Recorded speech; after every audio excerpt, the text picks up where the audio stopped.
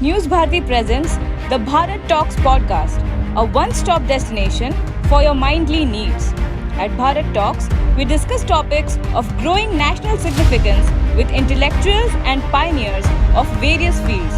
In today's episode, we will be discussing the depths and magnitude of the ongoing Israel Palestine conflict. Anchor Shafali Vaidya will interact with Kobbi Shoshani, Consul General of Israel to Midwest India, to dig into the historic conflict. Good afternoon, everybody. Today we have a very important guest with us. It's Kobbi Shoshani, the Consul General of Midwest India of Israel. And as you know, that Israel is facing a very tough time right now. It suffered infiltration of an unprecedented scale by Hamas terrorists on Saturday. And now Israel is fighting back, and it's day four, I think, of the events. And the fighting is still going on as we speak, but I would like to have a conversation with Mr. Shoshani about how the situation is and what are the takeaways for the world. Good afternoon, Kobbi. I wish we had met under better circumstances, but I can see that you've been extremely busy over the past few days with the situation unfolding. What I want to hear from you is that many of your countrymen, even the UN ambassador of Israel, has said that this is Israel's 9/11. But I think it's probably far worse than 9/11 because proportionately the kind of the losses that you have suffered, the civilian losses you have suffered, is far, far more than what the US suffered on 9/11. What's your take on it? First of all, thank you very much, Shafali. I think it's a very hard days in Israel, definitely.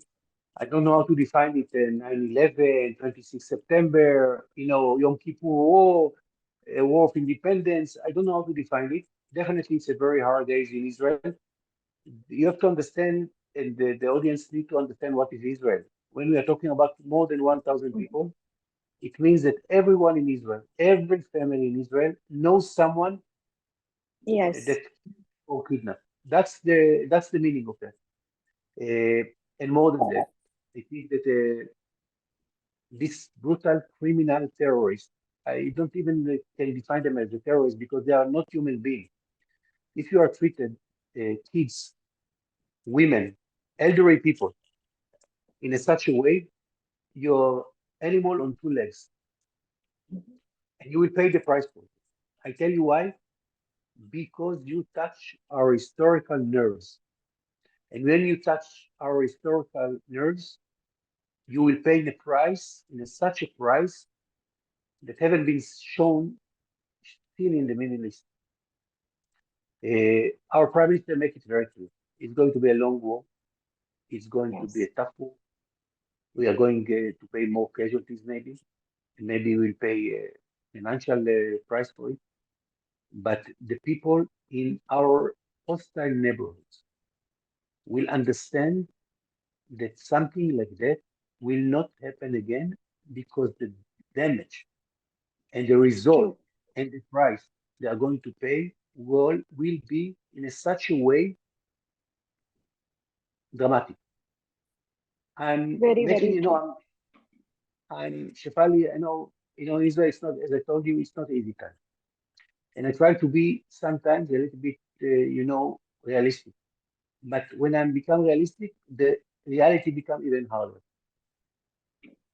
They are going to pay a price that haven't been seen in the Middle East before. With Israel, never ever touch our historical nerves. When you touch it, India and Israel, have a long history, a long custom and tradition. I know that you are one of the biggest representative of the Indian culture and tradition. When you touch our historical backgrounds, you have to know that the price is unbelievable. Today in Israel, we'll start to bury our people who been killed in a brutal way. I cannot define it as less than a massacre. But they made something that they made the biggest mistake. They unify the state of Israel in such a way that everyone in Israel give our government, our special forces, our army, the time to do whatever they want. First of all, to punish these criminals. And it's not going to take in one day. It will take years. You know, They will pay the price. you're absolutely right when you said that the state of Israel is at war, and that's what your prime minister has also said. And it's not a war that Israel had asked for, it's not a war that Israel has wanted. It's a war that has been thrust on Israel. And the attack, the sheer audacity of this attack by attacking civilians, and as you've said, innocent children, elderly citizens, even those people who had come for the music festival. And I think one of the greatest massacres was at the music festival. But my question to you is, and this is a elephant in the room, for a country that prides itself on its defense, for a country that prides itself on its intelligence and its deterrent capabilities, how could an attack like this happen? I mean, how could nobody get an idea about what was going to happen? Shefali, it's a good question. It's a hard question. Most of this is, I think, the most common question right now in all channels in Israel. I have, of course, it was a big mistake. It's a failure of our intelligence.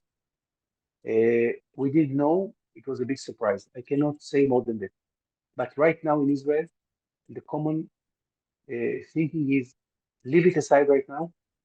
We will investigate and we'll find out what's happened. Right now, and we finish our first part, is to clear up and to control the south part of Israel. Now we have the time, first of all, to punish terrorists.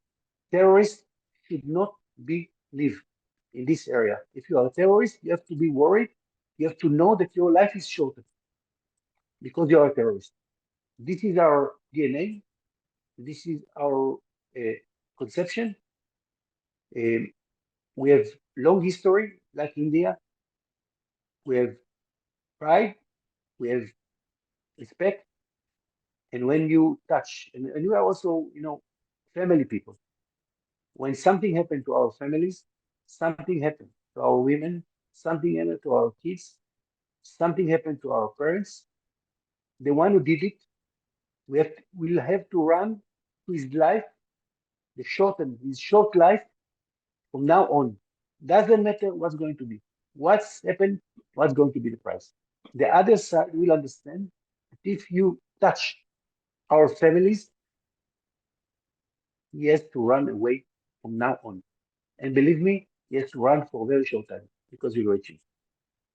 You know, this is not just an attack on Israel. If you see the victims and if you see their nationalities, there are Americans, there are Germans, there are Mexicans, there are Thai people, there are Nepalis, there are Indians. Everybody has been affected by it. So it's actually, in that sense, it's not just an attack on Israel, it's a global terror attack. And right now, the world has full sympathy and support for Israel because it sees the sheer horror of what's happening. But my question to you is, in a few days, as Israel mounts its response, and its response is going to be brutal, and as you can already see that. So, as your minister has said, that when Israel turns from victim to victor, do you think the world will continue to support you? I know it should, but do you think it will continue to support you? First of all, we saw the states like India. I call them the good states, the democratic states. India is one of them. Your prime minister made it in a very clear voice. And you saw even my tweet, and you saw, of course, the prime minister tweet. It was a very clear voice. And I think we would like to get fully support. But in this case, when you open our historical wounds, right now is not the most important thing for us. Right now, they have to pay the price. I don't. Let me not speak in a diplomatic way. We don't care right now. Mhm. Right now, we don't care. We will do the utmost, first of all, to punish these terrorists, and they will pay the price. So right now, actually, Hamas has a lot of Israeli civilians as well as some Israeli soldiers as hostages.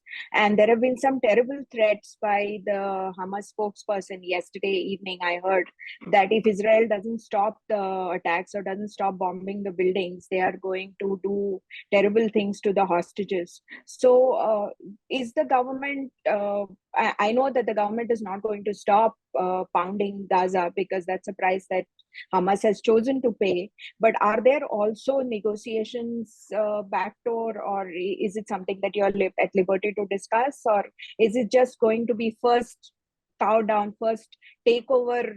I mean, destroy Hamas completely, and then talk about this. Right now, I don't know what is the negotiation happened with Hamas with the third party. I assume that within a few hours, electricity will be stopped in no fuel, no electricity, no water in Gaza. And I don't know how afterwards we can communicate with them because not like others, they are in the shelters. They are down in the tunnels behind, down to Gaza State. But we know how to reach them. But I don't think that they dare to do so because if they will dare to do so, they consider in our terms dead completely. Okay. What is your take on the thought leaders or on on journalists who have been specifically not condemning the Hamas attacks, but they will be the first one to accuse Israel of human rights violations? They are talking about the Hamas terror attacks when it's very clear that they are brutal terror attacks as quote unquote resistance. How do you think the Israeli narrative war should be against this? We get used to it. It's not something that surprise us. Journalists that covering in Muslim or Arabs or sometimes Palestinian terrorist groups is not new for us. It's something that we know for many years. There is a lot of propaganda and a lot of sometimes happiness in the other side. But right now we are in a position that it's not important for us. Okay. As an Israeli, and I know you've spoken about this, you've seen that this country now is like united like never before. In one day, you guys organized 300,000 reserve forces, which is huge for any country and for a country of Israel's size and population.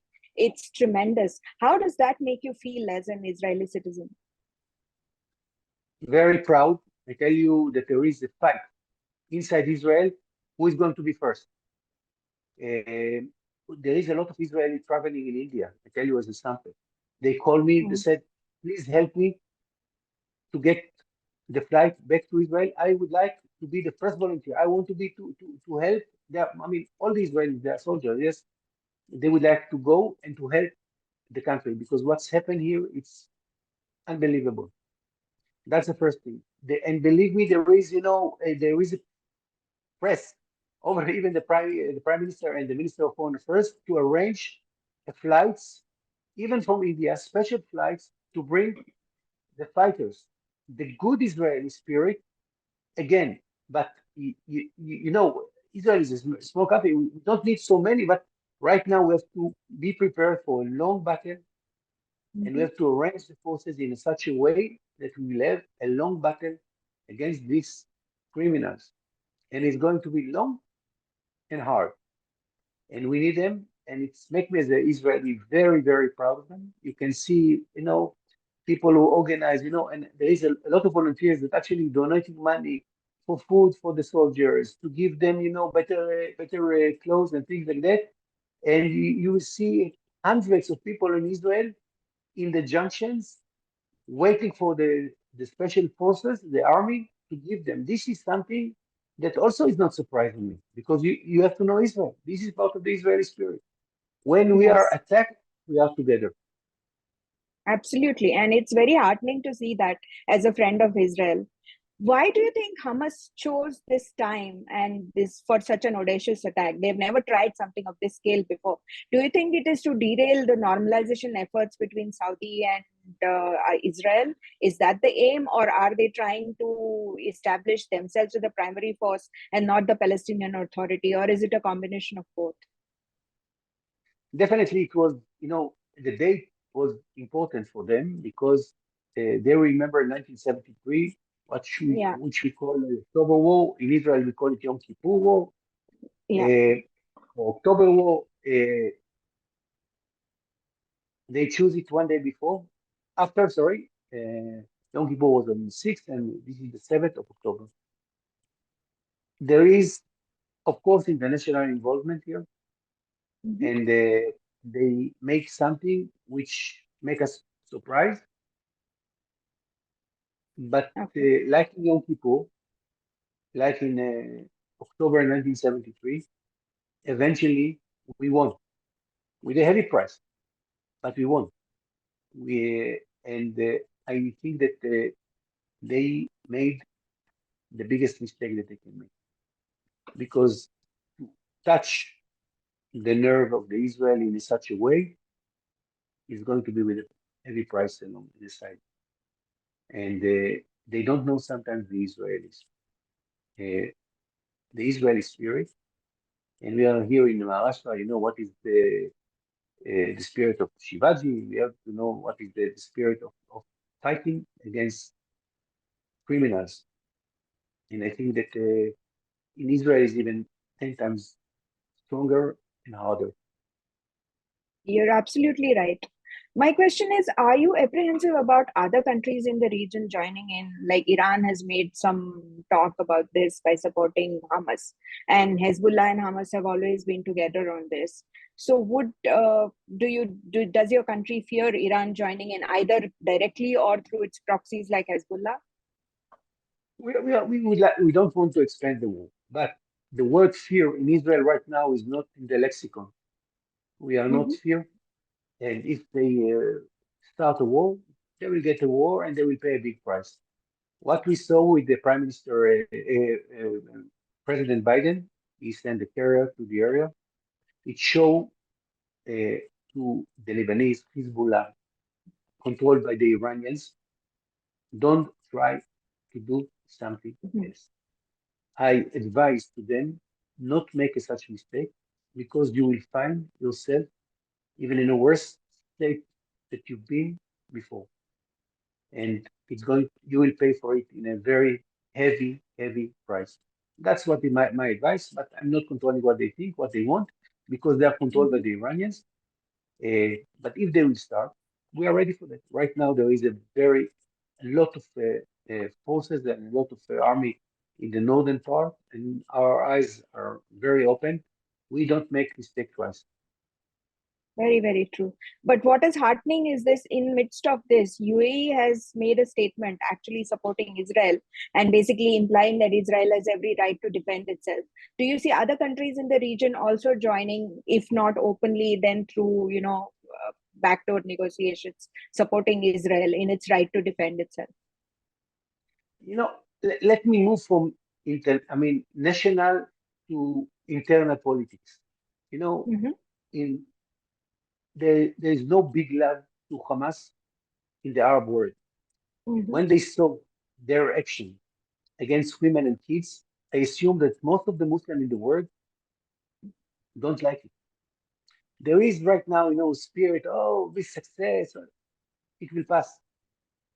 Because I think even Muslims don't like criminals and brutal people like the people of Hamas. What they did is even against the Islam and the Muslim world, in my point of view. Now, the more days will pass, they will understand that they don't like animals like that. Uh, there is a sentence in Arabic that I try to translate it into English. I don't know the sentence in Arabic, I know the sentence in Hebrew. If you are not worried from God, I worry from you. Because, and these people, they are, when they killing 3 years old, girl or boy, completely full families, elderly people, sometimes with the knives, sometimes with the bullets. You are not a human being. Nobody wants to live and to be partner of such a people. they make a mistake not only in the military, also in their status in the Muslim world, because most of the Muslims in the world, they don't like it. They are criminals. But as I said, we have a very good memory. We have a very good forces. They have to stop it to run. Very right. India has unequivocally supported Israel both on the official level, and you talked about Prime Minister Modi's tweet, but the general support from the ordinary citizens of India has been overwhelmingly in favor of Israel. And it's almost like most of us feel like it's our own country that's at war. It's not just your country. We are in this together. The people that know me and people that they don't know, they send me messages throughout the social media, WhatsApp, telephone calls from variety of people, from politicians to Bollywood stars, from businessmen, from just normal people. And it's unbelievable the support that we got in India, the love that we saw coming from India makes I was almost crying. I get very very nice. I assume I don't know who is she. She wrote to me. I want to do whatever I can just to help you. Whatever you ask me, I will do. I love Israel, and this is something that actually almost make me cry, because I think that the spirit of the Indian people, what we saw, make us a lot of power. You don't understand what is it. What is the power that you get? Sometimes, from very, regular people. The love that we got give us a lot of power. It's sometimes is even more important than ammunition or bombs and rockets and missiles and air force. This is a very more importance for us. Thank you so much, Kobbi, for talking to me. And I wish Israel all the best. And this is a war that Israel needs to win, because it's not just Israel's war, it's the war of humanity as well. So wishing you all the best for the times are going to be rough. It's going to be a long war. It's going to be a hard war. But I wish you all the best. And the prayers and wishes of most of the Indians will be with the Israeli people. Once again, thank you very much for sparing the time to talk to me. Thank you very much, Shefali. Namaste. Thank you Shalom. so much. Shalom, shalom. Thank you. Thank you.